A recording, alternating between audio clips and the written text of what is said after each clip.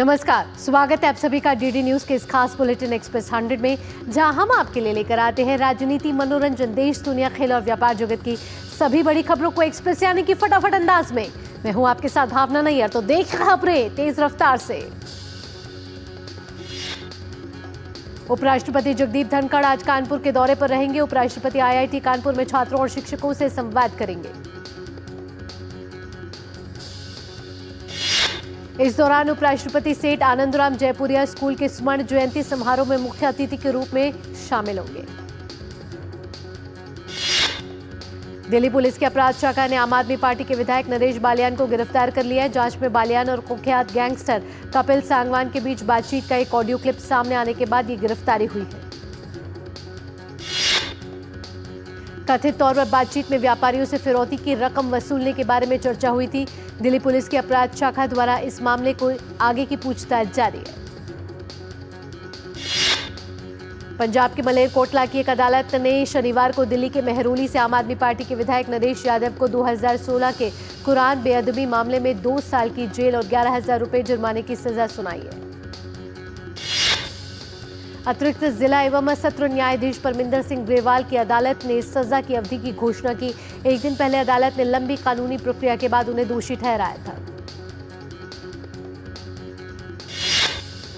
राजस्थान के मुख्यमंत्री भजूलाल शर्मा की अध्यक्षता में आयोजित मंत्रिमंडल की बैठक में कई फैसले लिए गए। भजूलाल सरकार ने विधानसभा में धर्मांतरण को रोकने के लिए the Rajasthan prohibition of unlawful conversion of religion bill 2024 विधेयक लाने का फैसला किया है। राज्य के विधि एवं विधिक कार्य मंत्री जोगाराम पटेल ने कहा कि अभी राज्य में अवैध रूप से धर्मांतरण को रोकने के संबंध में कोई विशिष्ट कानून नहीं है, इसलिए मंत्रिमंडल की बैठक में विचार कर इसके प्रस्ताव का अनुमोदन किया गया। जोगाराम पटेल ने बताया कि इस विधेयक के कानून बनने के बाद कोई व्यक्ति या संस्था किसी व्यक्ति पर मिथ्या निरूपण, कपटपूर्वक, बलपूर्वक आदि का प्रयोग कर धर्म परिवर्तन नहीं कर सकेंगे। जोगाराम ने बताया कि अगर कोई ऐसा करता है तो उसे कठोर दंड दिया जाएगा। अगर कोई व्यक्ति विधि विरुद्ध धर्म परिवर्तन कराने के उद्देश्य से विवाह करता है तो पारिवारिक न्यायालय इसे विवाह को अमान्य घोषित कर सकता है। जोगाराम ने बताया कि इस विधि में अपराध गैर जमानती होंगे। उन्होंने कहा कि कई अन्य राज्यों में जबरन धर्मांतरण को रोकने के लिए पहले से ही कानून अस्तित्व में है। उत्तर प्रदेश के बदायूं में भगवान नीलकंठ महादेव बनाम जामा मस्जिद मामले में वाद की पोषणीयता को लेकर जिला न्यायालय के सिविल जज senior division fast track court में सुनवाई हुई। शनिवार को जामा मस्जिद पक्ष ने बहस की और अपना पक्ष रखा। बहस पूरी न होने की वजह से फिलहाल अगली सुनवाई 3 दिसंबर को होगी। जामा मस्जिद कमेटी की बहस पूरी होने के बाद हिंदू पक्ष के अधिवक्ता अपनी दलील पेश करेंगे। अखिल भारत हिंदू महासभा के प्रदेश संयोजक मुकेश पटेल द्वारा अदालत में किए गए दावे के मुताबिक शहर में स्थित जामा मस्जिद पूर्व में राजा महिपाल का किला था। यहां नीलकंठ महादेव का मंदिर था। पटेल के अनुसार मस्जिद की मौजूदा संरचना नीलकंठ महादेव के प्राचीन मंदिर को ध्वस्त करके बनाई गई। साल 1175 में पाल वंशीय राजपूत राजा अजयपाल ने इस मंदिर का जीर्णोद्धार किया था। पटेल ने कहा कि मुगल शासक शमसुद्दीन अल्तमश ने इसे ध्वस्त करके जामा मस्जिद बना दिया। इसका नक्शा समेत सरकारी गजेटियर भी कोर्ट में पेश किया गया है। वहीं मुस्लिम पक्ष का दावा है कि जामा मस्जिद शम्स से लगभग 840 साल पुरानी है। मस्जिद का निर्माण शमसुद्दीन अल्तमश ने करवाया था। यहां मंदिर का कोई अस्तित्व नहीं है। संभल की शाही जामा मस्जिद के सर्वे के दौरान हुई हिंसा की जांच के लिए गठित न्यायिक आयोग ने टीम आज संभल पहुंचेगी और जांच करेगी। वहीं देर रात आयोग की टीम मुरादाबाद के सर्किट हाउस पहुंची। बता दें कि राज्य सरकार ने रिटायर्ड हाईकोर्ट जज की अध्यक्षता में 3 सदस्यीय न्यायिक जांच आयोग का गठन किया है। टीम में आयोग के अध्यक्ष रिटायर्ड न्यायमूर्ति देवेंद्र अरोड़ा, पूर्व DGP AK Jain, retired IAS अधिकारी अमित मोहन प्रसाद सदस्य के रूप में शामिल है। बांग्लादेशी अल्पसंख्यक हिंदुओं की सुरक्षा और शांति के लिए आज दुनिया भर के सभी इस्कॉन मंदिरों में वैश्विक प्रार्थना सभा का आयोजन किया जाएगा। इस्कॉन के प्रवक्ता राधा रमन दास ने इसकी घोषणा करते हुए बताया कि भारत सहित 150 से अधिक देशों में इस्कॉन केंद्रों पर प्रार्थना सभा की जाएगी। इसके तहत श्रद्धालु हरे कृष्ण महामंत्र का जाप करेंगे और बांग्लादेश में अल्पसंख्यक हिंदुओं की सुरक्षा और शांति के लिए प्रार्थना करेंगे। गौरतलब है कि बांग्लादेश में हाल ही के दिनों में हुए हिंदुओं पर लगातार अत्याचार और हमले हो रहे हैं। इसको लेकर भारत सरकार ने भी बांग्लादेश सरकार से शांति कायम करने की अपील की है। दक्षिण पश्चिम बंगाल की खाड़ी के ऊपर बना चक्रवाती तूफान फेंजल उत्तरी तमिलनाडु और पुडुचेरी तटों को पार कर चुका है। मौसम विभाग ने इसके चलते उत्तरी तमिलनाडु, पुडुचेरी और निकटवर्ती दक्षिण आंध्र प्रदेश के लिए बारिश का रेड अलर्ट घोषित किया है। ये तूफान 6 घंटे के दौरान पश्चिम दिशा से दक्षिण पश्चिम की ओर बढ़ा है। इस दौरान चक्रवाती तूफान की हवा की गति 70 से 80 किलोमीटर प्रति घंटे थी, जो बीच बीच में 90 किलोमीटर प्रति घंटे तक भी पहुंच रही थी। हालांकि मौसम विभाग ने इसके कमजोर पड़ने के संकेत भी दे दिए। चेन्नई और कराईकल स्थित डॉप्लर मौसम रडार से चक्रवात की लगातार निगरानी की जा रही है। प्रशासन की ओर से 2 टोल फ्री नंबर 112 और 1077 जारी कर दिए गए हैं। प्रभावित इलाकों में रह रहे लोग चक्रवात से जुड़ी समस्याओं के लिए इन नंबरों पर संपर्क कर सकते हैं। इसके साथ ही मोबाइल नंबर 9488981070 पर व्हाट्सएप के जरिए संदेश भेजकर भी सहायता प्राप्त की जा सकती है। चक्रवाती तूफान फेंजल के कारण हुई बारिश से पुडुचेरी में बाढ़ की स्थिति बेहद गंभीर हो गई है। पिछले 24 घंटों में 50 सेंटीमीटर से अधिक बारिश रिकॉर्ड की गई है। शहर के अधिकांश इलाकों में जलभराव हो गया है। व्हाइट टाउन और नेहरू स्ट्रीट जैसे इलाकों में पानी घुटनों तक पहुंच चुका है। बिजली आपूर्ति पूरी तरह से बाधित हो चुकी है और मोबाइल नेटवर्क पर भी असर पड़ा है। सामान्य जनजीवन पूरी तरह से अस्त व्यस्त हो गया। स्थानीय प्रशासन राहत और बचाव कार्य में जुट गया है और लोगों को सुरक्षित स्थानों पर पहुंचाने का काम तेजी से जारी है। दिल्ली की जनता लंबे समय से प्रदूषण का दंश झेल रही है। सरकारी एजेंसीज द्वारा जारी ताजा आंकड़ों के अनुसार दिल्ली के कई इलाकों में वायु गुणवत्ता सूचकांक बहुत खराब श्रेणी में बना हुआ है। सूची के अनुसार दिल्ली के 26 इलाकों में AQI 300 से ऊपर चल रहा है। अलग अलग स्थानों की सूची में शादीपुर में अधिकतम AQI 372 दर्ज किया गया है।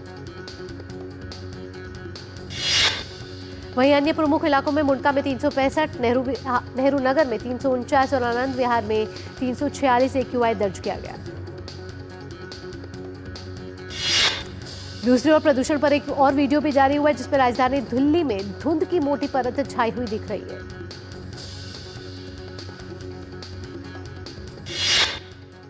एक्सप्रेस 100 में वक्त चला एक छोटे से ब्रेक। ब्रेक के बाद भी रफ्तार भरी खबरों के सिलसिले को रखेंगे जारी। आप देखते रहिए DD news.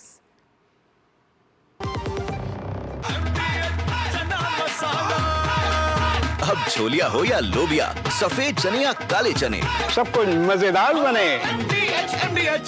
Ahmedabad national book fair अब है अहमदाबाद इंटरनेशनल बुक फेस्टिवल, जहाँ है शब्द संसार, हजारों प्रकाशकों की लाखों पुस्तकें, creative writing workshop for children and youth, culinary literature stage, children film festival और सांस्कृतिक कार्यक्रम, साथ ही देश विदेश के प्रख्यात लेखकों से मिलने का मौका। River front event centre Ahmedabad 30 नवंबर से 8 दिसंबर रोजाना सुबह 11 बजे से शाम 9 बजे तक। Entry free. #AIBF 2024।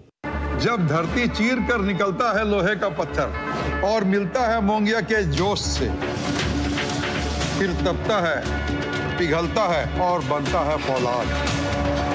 अब होता है सरिया सारी खूबियों के साथ। मोंगिया स्टील, मजबूत देश का मजबूत सरिया।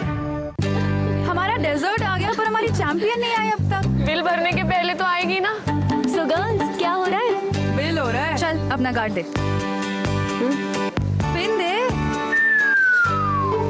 RBI कहता है अपना पिन, OTP, CVV या इंटरनेट बैंकिंग पासवर्ड किसी को ना दे। ऑनलाइन बैंकिंग सिर्फ अपने ही कंप्यूटर, मोबाइल और सिक्योर नेटवर्क से करें। हाँ, ये खाने की चैंपियनशिप थी क्या?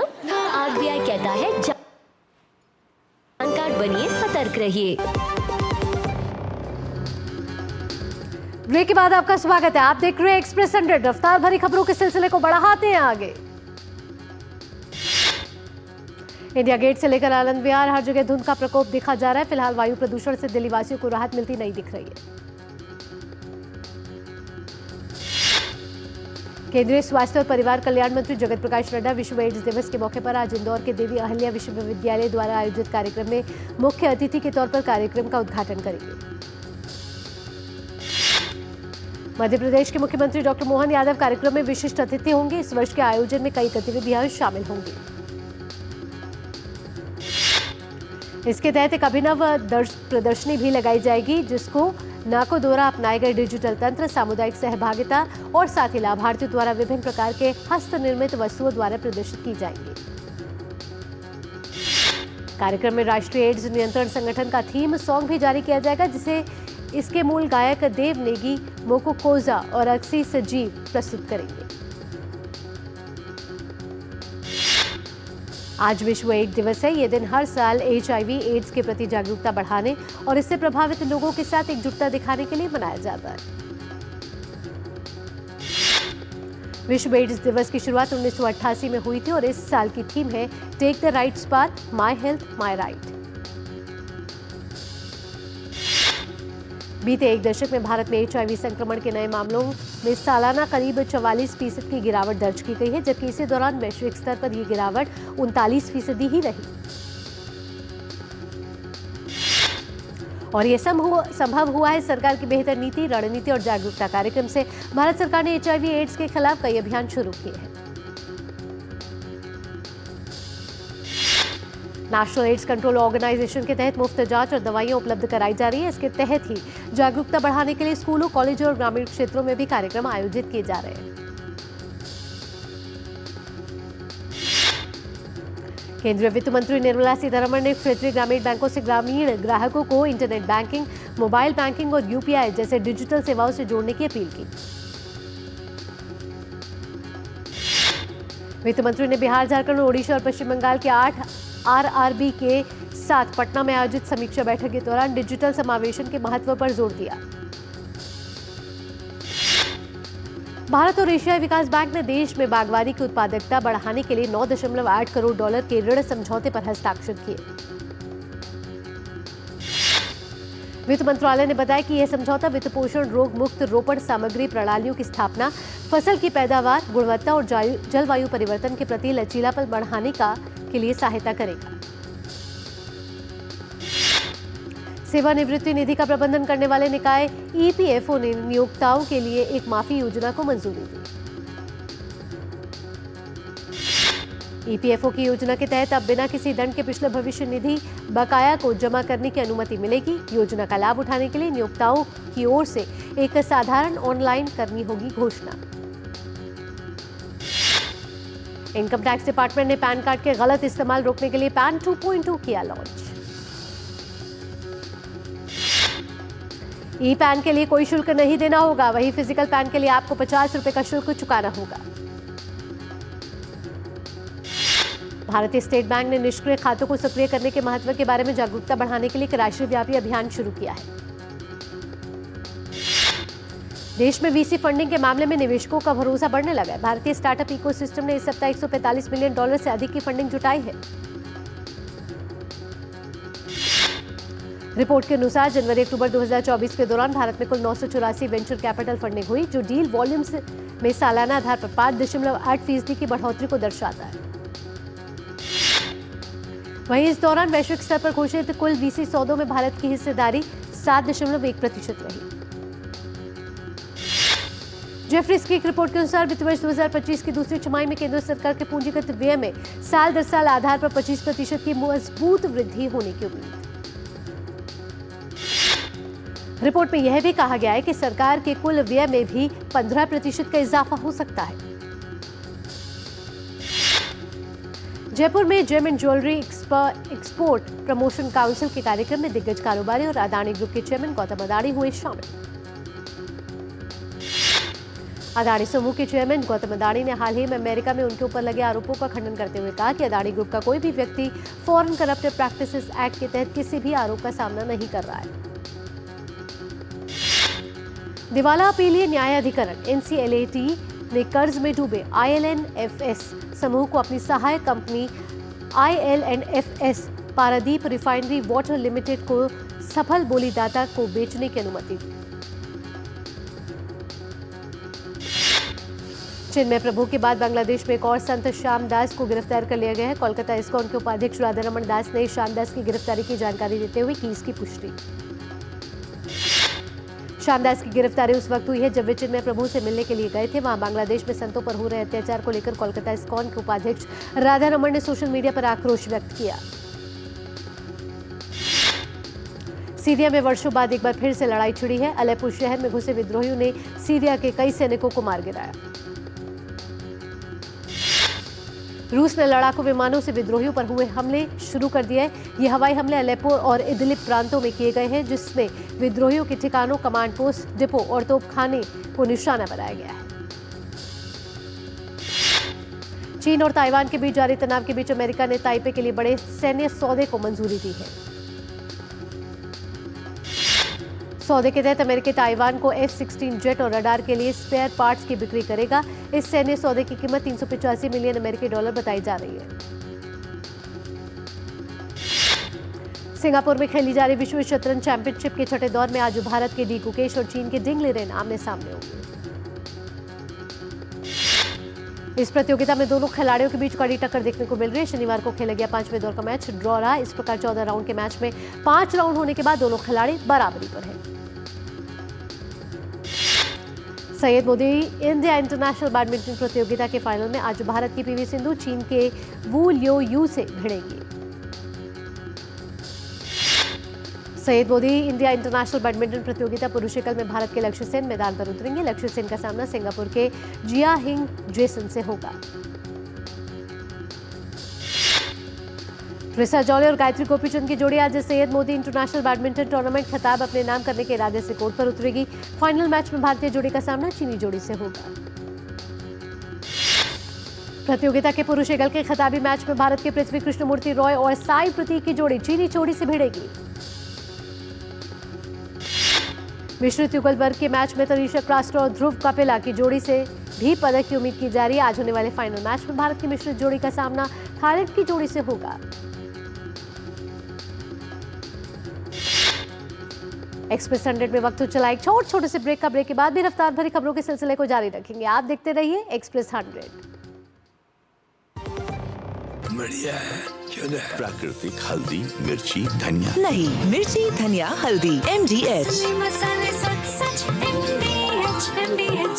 डॉक्टर दादू, ये प्रीमियम क्या होता है? बेटा प्रीमियम मतलब समझ लो पेट्रोल। जब तक कार में पेट्रोल है तब तक कार चलेगी, पेट्रोल खत्म कार स्टॉप। पर पापा इस बार पेट्रोल खत्म होने पर भी कार चलती रहेगी। वो कैसे? LIC के जीवन लाभ में प्रीमियम पेमेंट हो जाए स्टॉप, पर पॉलिसी के फायदे चलते रहते हैं। मतलब अब लाइफ की गाड़ी चलेगी नॉन स्टॉप। LIC हर पल आपके साथ। मेरी पसंद, मेरी पसंद, मेरी पसंद, मेरी पसंद, हमारी पसंद, हम सबकी पसंद। मजबूत देश का मजबूत सरिया मोंगिया स्टील। आपके घर के खाने में रेस्टोरेंट जैसा स्वाद ले आए MDH का शाही पनीर मसाला। पनीर को क्या मस्त बना डाला।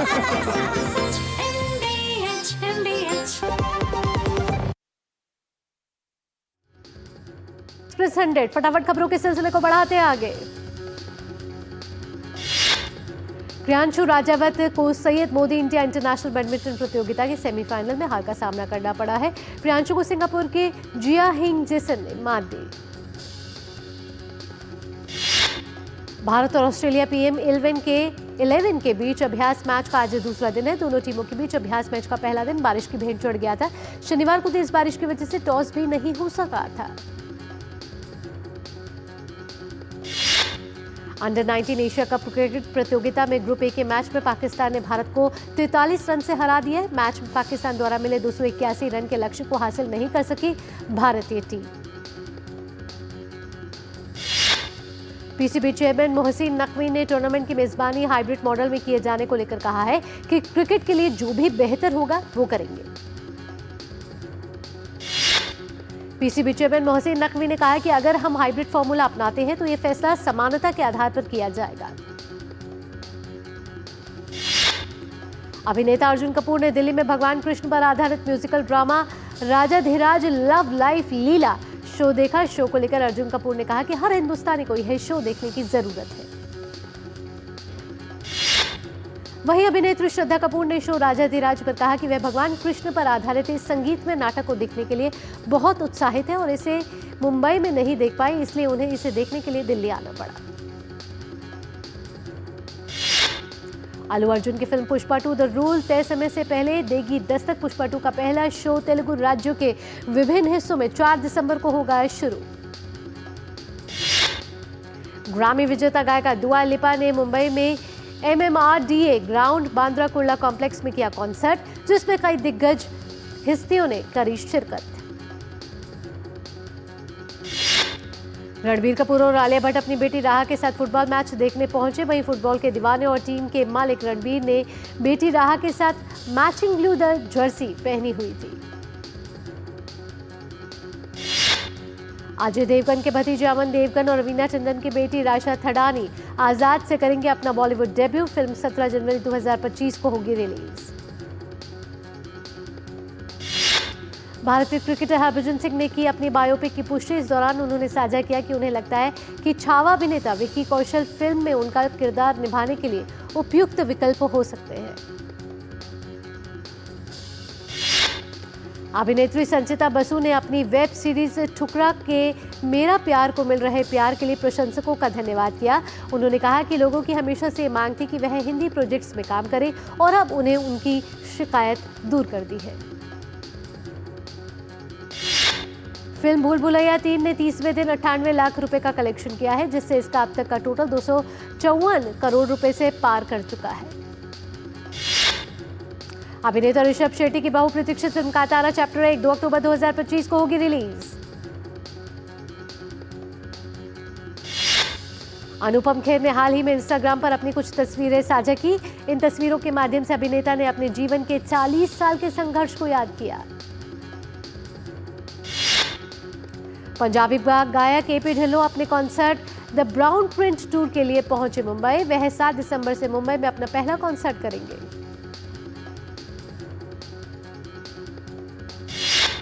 राजकुमार राव ने अपनी नई फिल्म के लिए निर्देशक आदित्य निम्बालकर के साथ हाथ मिलाया है। आदित्य निम्बालकर फिल्म सेक्टर 36 का निर्देशन कर चुके हैं। निर्देशक रमेश सिप्पी ने फिल्म शोले को लेकर खुलासा करते हुए कहा कि जया और अमिताभ के बीच फिल्माए गए 1-2 मिनट के सीन के लिए उन्होंने 23 दिनों तक शूटिंग की। उर्फी जावेद ने इंस्टाग्राम हैंडल पर अपने एक ब्लैक गाउन को 3.66 करोड़ में बेचने का किया ऐलान।